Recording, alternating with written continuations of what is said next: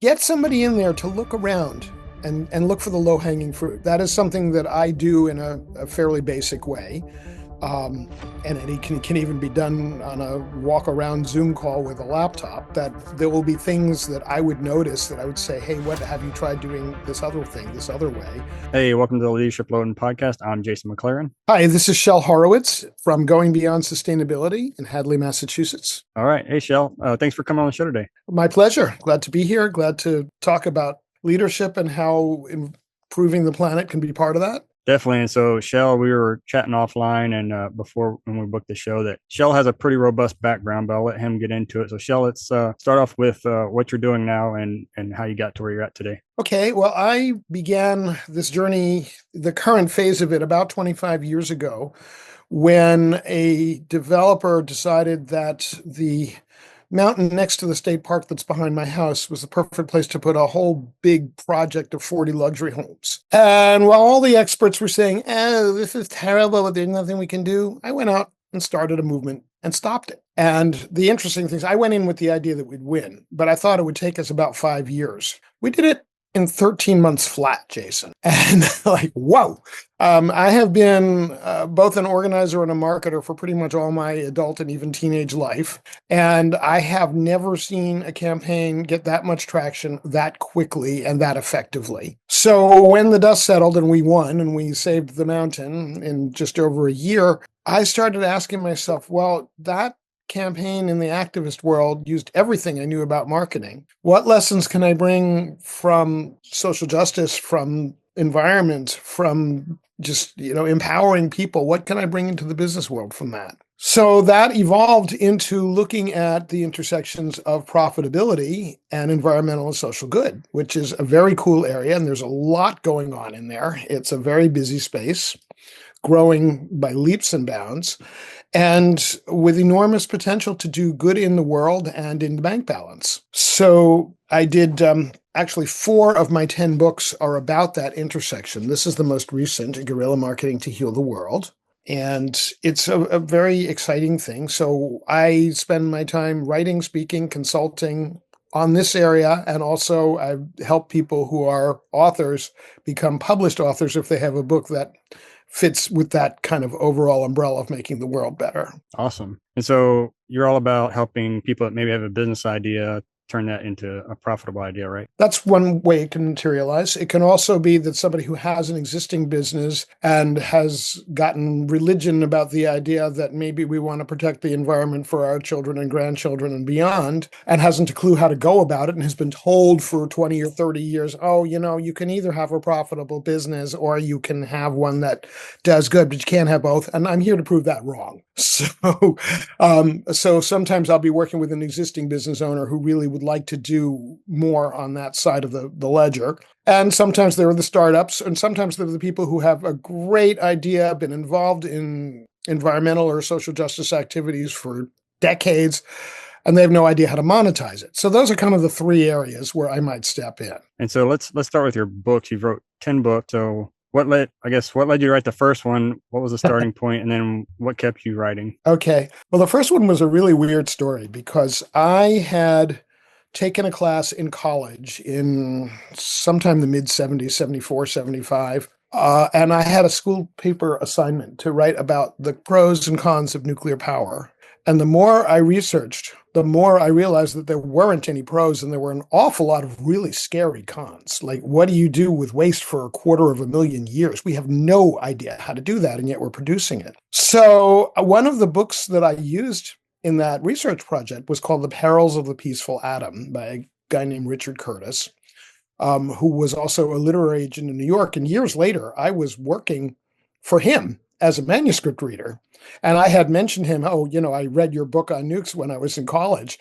And then 3 Mile Island happened. And he got a contract to revise the book, and he threw it to me. So his name is also on the cover, but I did all the work of updating that book from at the time it was 10 years old. And so that was my first book. It was called Nuclear Lessons, which was a title I thought was not a great title, but I was not the one negotiating with the publisher. So I still think nobody knows it doesn't have a point of view.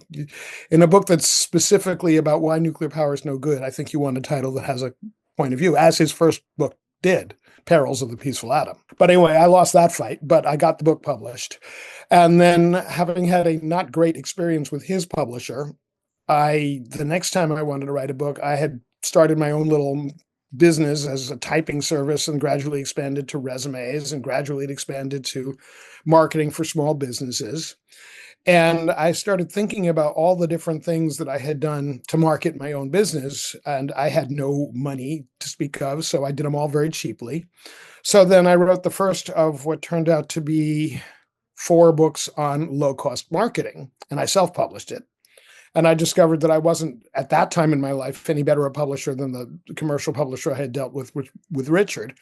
So then the next time I sold a proposal to revise and expand that book to Simon & Schuster, and that came out as Marketing Without Megabucks. And then some years later, after Simon & Schuster had sold the book back to me and the rights, I found another publisher, updated and expanded it again, and it came out under the title Grassroots Marketing with a publisher called Chelsea Green. And then came this Save the Mountain campaign. And right around the time that was winding up is when companies like Enron and WorldCom were in the news for all the wrong reasons.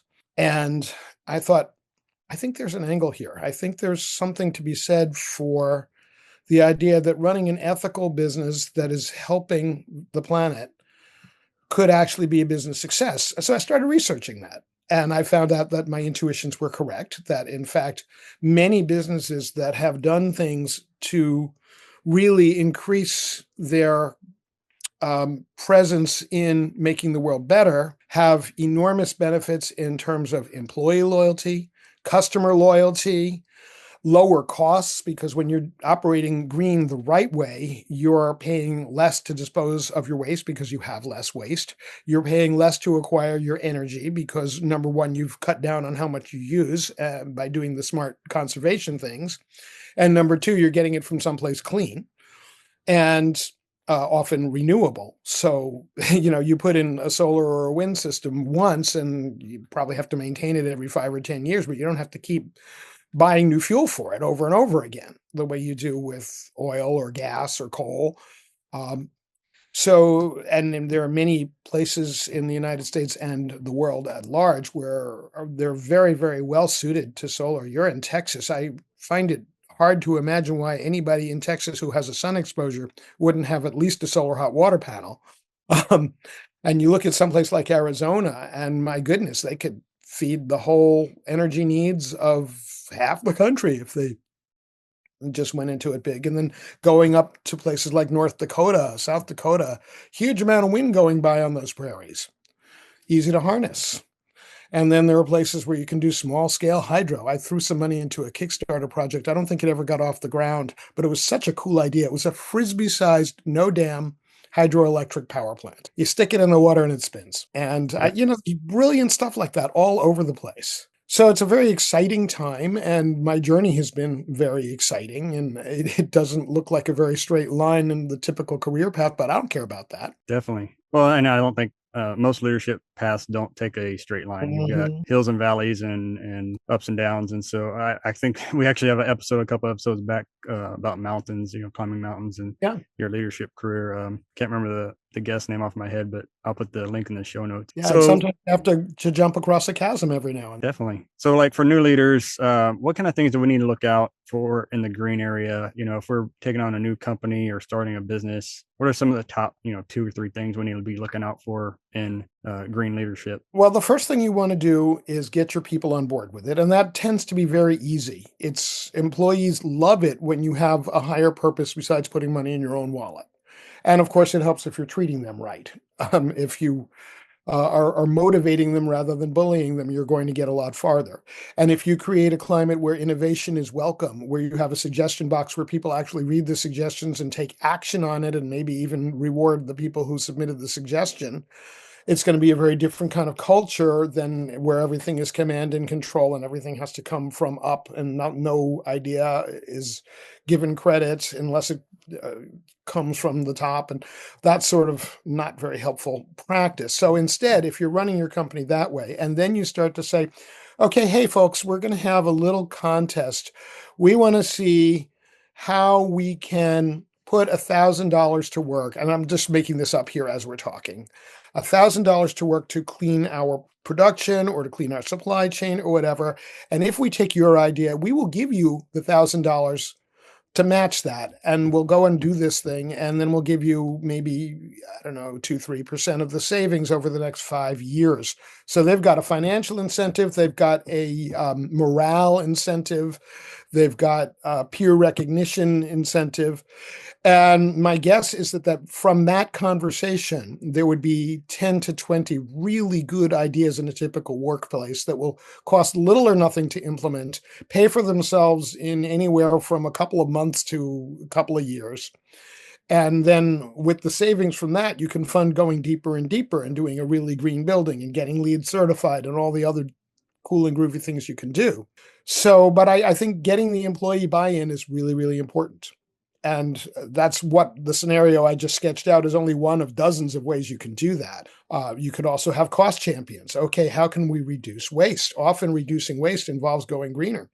We talked earlier about trash and about energy as being two areas where that's true, but also raw materials, use of equipment. How, instead of buying another assembly line, can you use the assembly line you already have more effectively by bringing in another shift and still have a third shift where it gets to cool down and relax and be ready to fire up again in the morning? Definitely. Yeah, there's for everyone listening in the military, we have some programs like that where if you create something, you get a bonus check or whatever you call it, and then I think you get a part of the savings over the years, and I think a lot of companies do that also. And then onto your basically lean methodology on assembly lines and that sort of thing. We're big proponents for lean training, and we help host some of those. But I think if you lean into that lean methodology, then you can do more with less, and then that also often offsets your cost and ultimately your waste. So yeah. And the military is actually a leader in this sort of thinking. The military has kind of got a little schizophrenic identity here because on the one hand, it's one of the largest polluters and consumers of resources in the world is the US military. But on the other hand, there's been a lot of leadership taken within the military to cut the waste and to smooth the production and to smooth the deployments. And I have a friend named Michael Clare, Klare, who wrote a book called All Hell Breaking Loose, which is specifically about how the military is working to contain its environmental impact and how the big strategic questions that generals and colonels are thinking about have a lot to do with how resources are used and misused. Yeah, I think that there's a lot of stuff going on. When I was we leave stuff behind all the time when I went places, not on purpose all the time. It's just sometimes we had no way to get it back. So yeah, if you're running for your life, sometimes you can't bring the howitzer with you. Definitely. So if you had a tip for a new leader, maybe not waste related, but what would it be? Well, get somebody in there to look around and look for the low-hanging fruit. That is something that I do in a fairly basic way. And it can even be done on a walk-around Zoom call with a laptop, that there will be things that I would notice that I would say, hey, what have you tried doing this other thing, this other way? There are also people who charge a lot more than I do and do a lot more thorough job than that, who will do a full-scale environmental audit. You can also do things like apply for B Corp certification or apply for Green America Gold certification. The process of getting certified involves looking very deeply at your methodology, answering a lot of questions, and those questions give you the answers of what to do next. Awesome. And Shel, if people wanted to get in touch with you, how would they get a hold of you? The best way is to visit my website, goingbeyondsustainability.com. And actually, while you're over there, if you go to goingbeyondsustainability.com/#freebies, there's a whole bunch of gifts waiting, including the opportunity to take my standard 15-minute no-cost consultation and turn it into a half an hour, which is really enough time to get you started on this road, to really look at your particular situation, your company, your organization, what your strengths are, and how they would relate to what you can do to be better in this area. So goingbeyondsustainability.com, and then you'll see a contact button there. And there's also a lot of really good information on that website. I've been doing this a ridiculous long time, so I have a lot of research. Just done a lot of research so that maybe you don't have to do so much. Awesome. We'll put the links in the show notes below and people can reach out. Shel, thanks for coming on the show. It's been a pleasure, Jason. Thank you so much for having me. Hey, everybody. This episode of the Leadership Loading Podcast was brought to you by Go Heroes Inc., goheroes.org.